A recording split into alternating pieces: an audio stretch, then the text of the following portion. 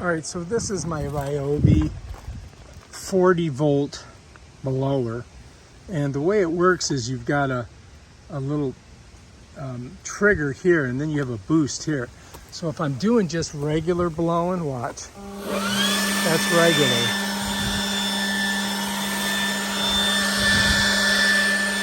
You know what I mean? So when I just press this, that's the regular. This is regular. Now this is turbo.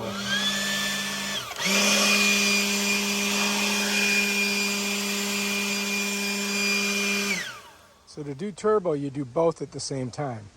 I press this and this.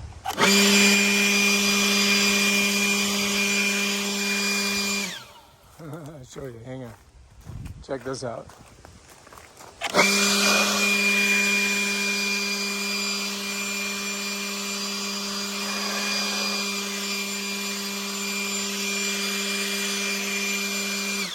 And that's how you do it, man.